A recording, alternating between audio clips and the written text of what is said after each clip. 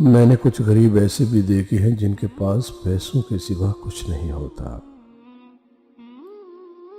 جب اللہ نے آپ کی زندگی کو اچھا موڑ دینا ہوتا ہے تو برے اور مطلبی لوگوں کی حقیقت آپ کو دکھاتا ہے۔ انسان کی سوچ اچھی ہونی چاہیے کیونکہ نظر کا علاج ممکن ہے لیکن نظریے کا نہیں۔ آج کے دور میں لفظ کہنے والوں کا کچھ نہیں جاتا، لفظ سہنے والے کمال کرتے ہیں۔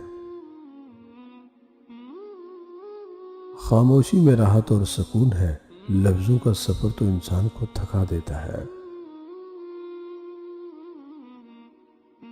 رشتوں کی رسی کمزور تب ہوتی ہے جب انسان غلط فہمی میں پیدا ہونے والے سوالوں کے جواب خود ہی بنا لیتا ہے۔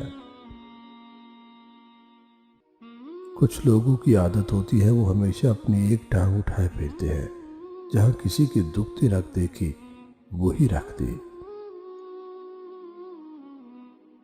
خاموشی کی ایک الگ دنیا ہے، اگر آپ اس میں شامل ہو سکتے ہیں تو پھر آپ اس کا مزہ لے سکتے ہیں۔ لوگوں کو اس بات سے غرض نہیں کہ آپ خوش ہیں یا نہیں، انہیں فرق اس بات سے پڑتا ہے کہ آپ انہیں خوش رکھتے ہیں یا نہیں۔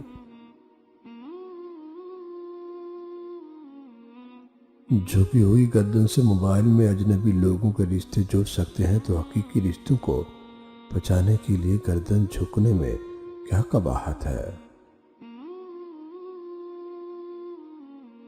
اپنی زبان کی حفاظت کرو کیونکہ تمہاری عزت اور ذلت کی یہی ذمہ دار ہے۔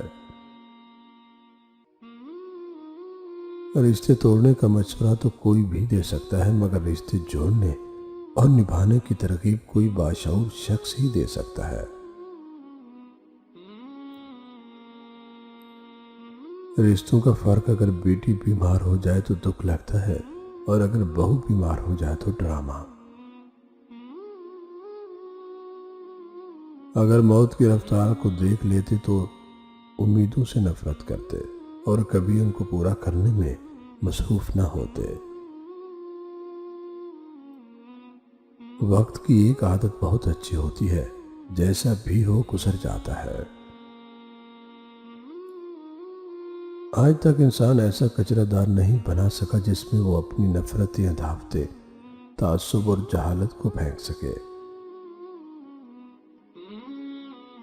اپنوں سے زیادہ شکایتیں مت کرے، کہیں ایسا نہ ہو کہ آپ کی شکایت دور کرتے کرتے وہ خود آپ ہی سے دور نہ ہو جائیں۔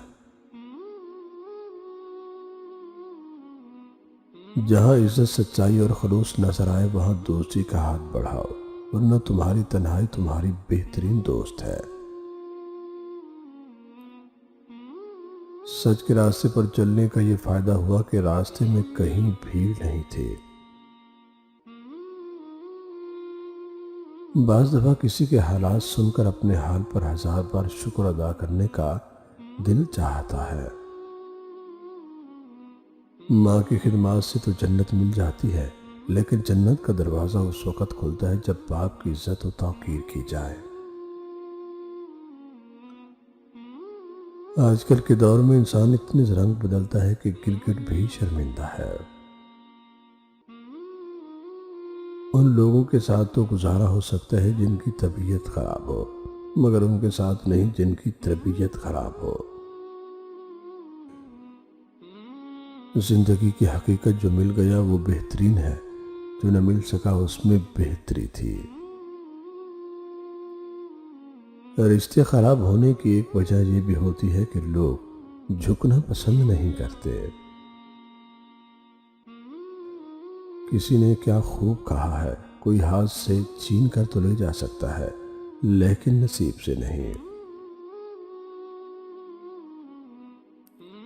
میں نے زندگی سے پوچھا کہ تو اتنا مشکل کیوں ہے؟ زندگی نے ہنس کر کہا، دنیا آسان چیزوں کی قدر نہیں کرتی۔ ہم اس بدنصیب معاشرے کا حصہ ہیں جہاں حسن کا معیار گورا رنگ اور عقل کا معیار انگریزی زبان ہے۔